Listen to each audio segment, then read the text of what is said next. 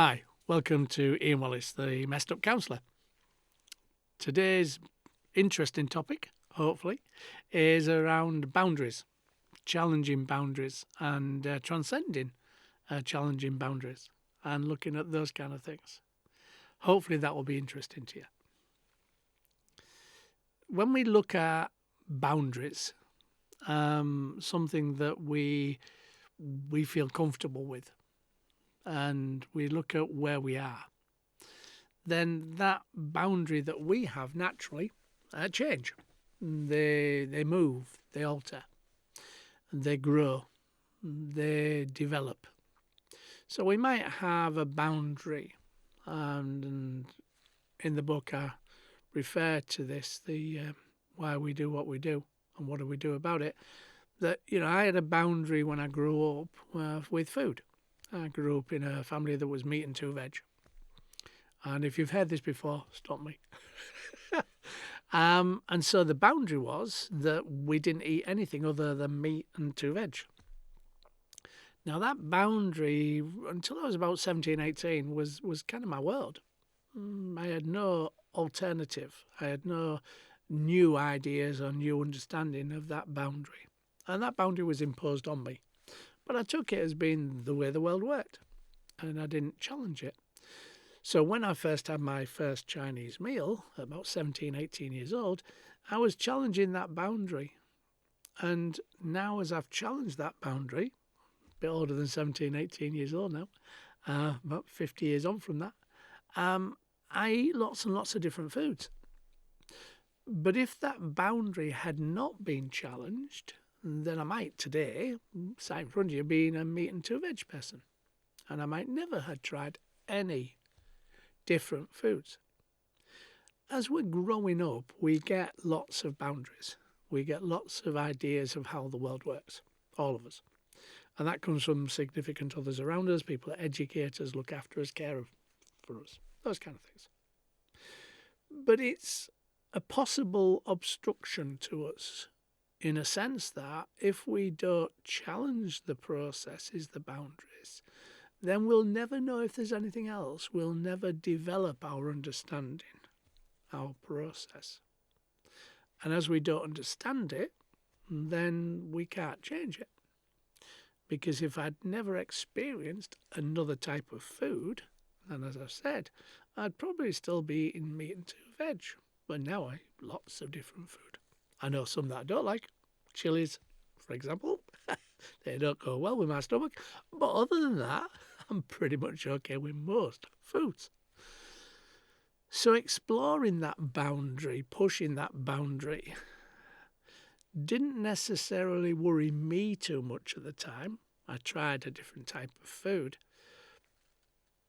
But if I'd have gone back into my family of origin and tried to bring that food back to them, then that would have probably not happened, certainly from my dad's point of view. So I'm challenging my boundaries and finding I like this, that and the other, not chilies, and that process. And so that means that I have to still conform to other people's boundaries when I'm back in the family home at that time and having food with the family. That wasn't going to change. The food in the family unit had to be meat and two veg. This process, when I became a counsellor and a therapist, I started looking at my world, my life, my beliefs, my scripts, the things that have been told me about the world, and trying to understand those things as we do.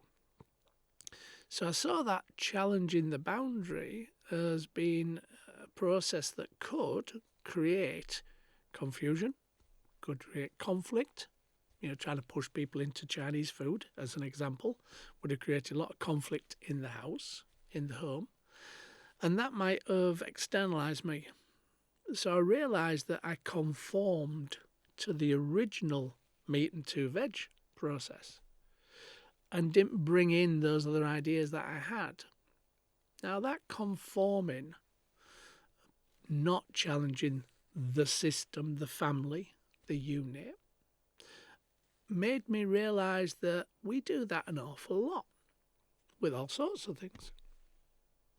If we want to be different, if we want to have difference, diversity, if we want to grow and develop, then that process sometimes is stopped by those influences, the meat and two veg. So if I'd have brought that Chinese food into the home, into the family unit, and they'd said, right, okay, that's not happening, go away, that's filthy, that's horrible, whatever, they would not have accepted that, possibly. But it might have stopped me trying anything further because I was upsetting the family, I was upsetting the people, I was creating conflict by bringing in new ideas, new ways of being. Now what we do is that's kind of what stops a lot of people growing, developing, moving forward, challenging those boundaries. Because it's how it affects other people. When I'm working with people who want to change something in their lives, whatever it might be, for most people, they look at how this change, whatever this change is, would affect somebody else. And that stops them making that change. Now, that might be a choice, but it might be something that they'd never realised, never thought about, never kind of explored. So when we look at change, we look at challenging boundaries, we initially look at the consequences of interacting with that, moving that boundary, changing that position, and how it will affect other people. We deal with a lot of people who are in not necessarily healthy relationships in counselling world. And when we start exploring what they would like the world to look like, what they'd like to achieve from the process of counselling, sometimes we become aware very quickly that whatever we would like something to be, they would like something to be. The consequences of that change impacting on other people in their world would stop them doing it. And whatever change we do, if we're interacting with somebody else, will change that other person. That's the kind of process. Whatever I change, changes the people I interact with, quite naturally. Now, that change might not be a big change. Might be just, I want to wear different clothes. I want to cut my hair a different way. I want to dye my hair. Might be a small change in that sense. But for the people around me, they may take exception to that. Well, I'm not going out with you because you've just dyed your hair purple. You look stupid. Whatever. And so that conflict with that other person might stop us doing it. We might say, oh, right, okay, they're not going to like that because they don't like purple, or they don't like coloured hair because of something they've said or an experience we've had with them. So that process of the consequence of me dyeing my hair would create a conflict process with somebody else. So that might say to me, well, okay, let's not do it then. Let's just stay as we are. Why bother changing if it's going to create conflict? Now, that might be okay. The world still might go on all right.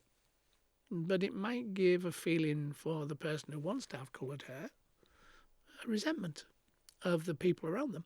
And they might say, well, actually, no, I really do want to change the colour of my hair, but I know somebody's not going to like it, so I won't do it.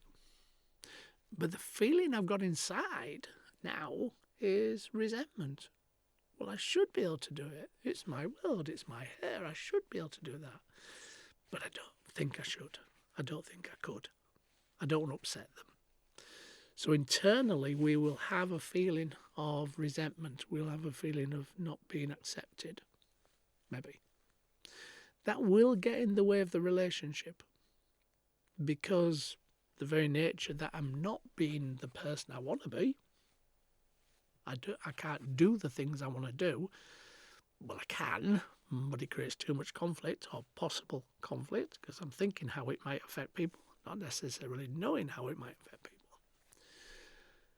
And so that process of consequences, of boundaries, challenges, stops us sometimes. Now, for some people, that doesn't happen. Not everybody. But the people who come into the counselling world are usually people wanting to make some changes but don't feel comfortable making them. The people who are not in the counselling world get on and do it. They make it happen. They don't care. They don't care what somebody else thinks about the colour of their hair. They aren't bothered if nobody wants to go out with them. So that process is different for different people, quite naturally. So when we're looking at those boundaries, when I was looking at that Chinese food, okay, that never came into the home because that would be too much for me dad, certainly. It wouldn't have been for my mum. Mum loved different food, although she could never have it, or she never allowed herself to have it, let's put it that way. First time I went into a restaurant, my mum ordered calamari, and my dad looked at it on the plate, because he'd had meat and 2 veg. And he said, "What's that?" And she said, "It's calamari." And he said, "Well, what is calamari?" She said, "Well, it's squid." And he said, "Squid? What's a squid?" Didn't even understand what a squid was. And she told him, and he went, "Oh, I can't eat that, can't eat that." And my mum tucked into it. That was quite an interesting process at the table. So pushing those boundaries sometimes can be helpful, but it will have a consequence of possibly alienating yourself from people who can't accept that new you, that diverse you. And that's a hard thing for us to take on board sometimes. So we do tend to remove ourselves from those changes, those boundaries. We do stop ourselves becoming who we want to be because of how it will affect other people.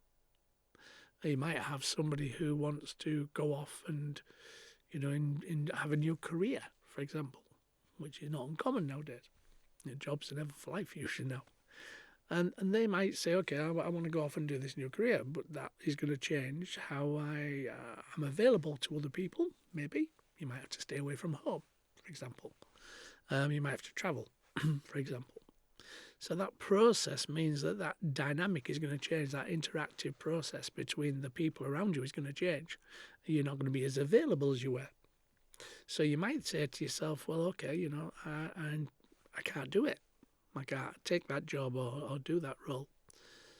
Now, we've got that perception that something could not change, which is based on some understanding somewhere.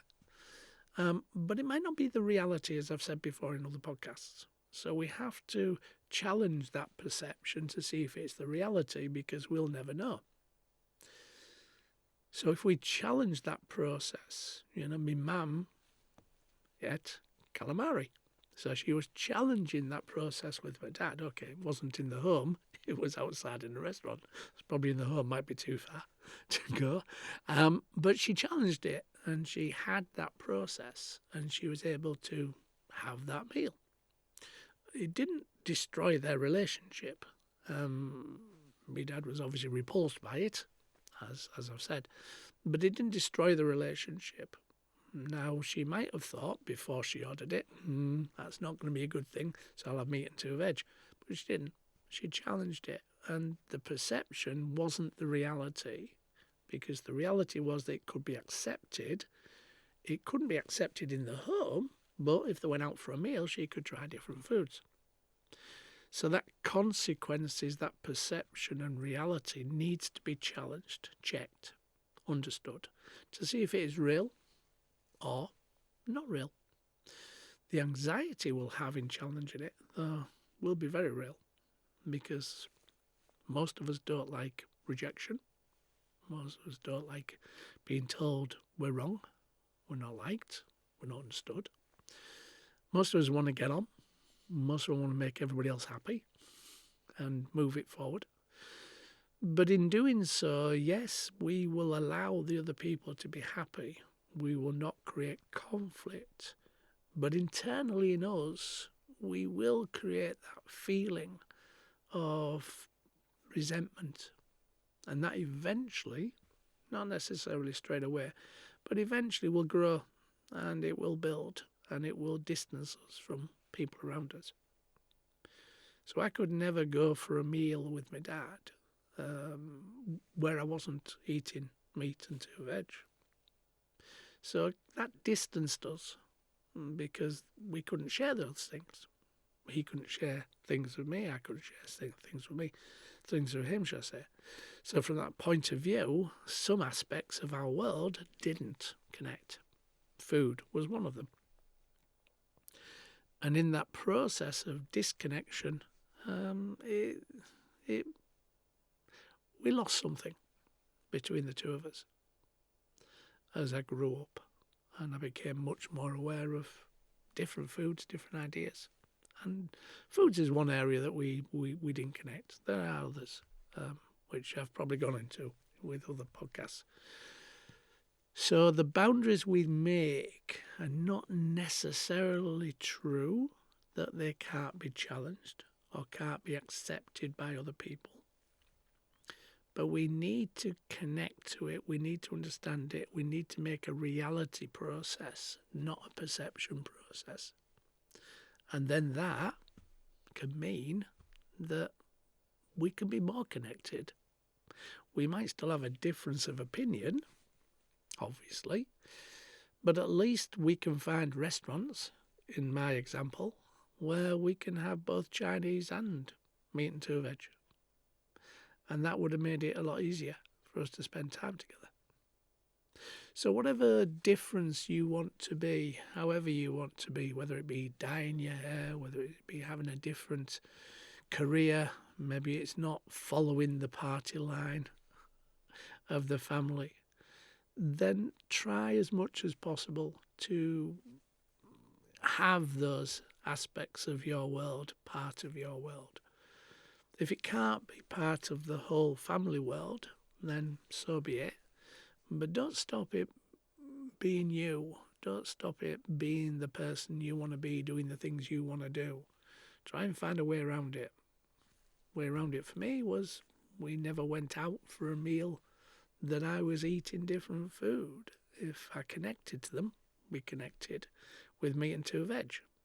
And that was the way it was. But that wasn't every day. I went out with meals with other people and shared other foods, other types of food. And that enhanced my world. It made my world better. And I kind of like food, as you could probably see if you ever saw me just stood up. The only time it was interesting with my dad, with food, is that we went to a restaurant. And he was getting on in them days. I drove him. And we were sat in this restaurant. And me and two veg. And we were sat at this table. And we were doing what we would do. And then he came to the kind of pudding time. And the waiter brought the menus. And it was a pictorial menu. It had photographs on it, as well as descriptions. And my dad said, "Oh, right, okay, I fancy pancakes." And I said, "Pancakes?" And he said, yeah, but then pancakes. And I went, "All right, okay. All right, you can have the pancakes." And he ordered the pancakes. Well, what he didn't realise, that the pancakes were actually spring rolls. That was an interesting process of him eating a spring roll initially, thinking they were pancakes. Bless him. We had a lot of laughs about that around the table and afterwards. And it still comes back to my mind that we did challenge his boundaries. We didn't necessarily like it, but we did challenge his boundaries in a way. So when we're looking at these processes, we're looking at our worlds, our lives, our diversity and our difference. Try and embrace it. Try and check out whether or not somebody else will allow, will be part of, will connect to your difference and diversity. And if they won't, then don't automatically assume you can't have it. You can't be that person. Try and find a way that you can have some kind of negotiation compromise, which might not include the other people connecting with you in that way, like the food thing for my dad. But it meant we could still connect. I didn't see it as being me that was the problem, only that he had this problem with alternative foods. And that was his problem, not me that was the problem by wanting alternative foods. So grow through that process, develop. Extend. Find out what you like, what you don't like. Don't take somebody else's world and say that's the world. Explore it. Check it out. See if you like it, you don't like it. And move forward. And don't feel resentment for the things that you've stopped yourself doing. Try and look at it in a different way. Try and say, okay, I'm choosing not to do that. That's me choosing, not the resentment of not being allowed to. It's a different process. In me choosing, I take the power. I have power in making that choice. In me saying I can't do it because of somebody else, I kind of lose my power. And that's not helpful. So in me making the choice, I'm still going to do this, but connected to my family, my dad, I will still conform to the meat and 2 veg. But I'm making a choice. I'm taking my power. Always take your power. Don't let your power go. Even if you're choosing to accept something that you don't feel okay with, then take your power and say, I'm choosing to do this. I'm choosing to accept this. That will make you feel better inside. It won't make you feel as awkward, as resentful. Hopefully that made sense. Hopefully it touched some people's experiences and you took something from it. If you feel that somebody else might benefit from this conversation that I'm having with you today, then please like and share. You never know what would be helpful to other people, as mostly we don't tell people how we feel, our experiences. But above all, enjoy. I'm Ian Wallace, the Messed Up Counsellor.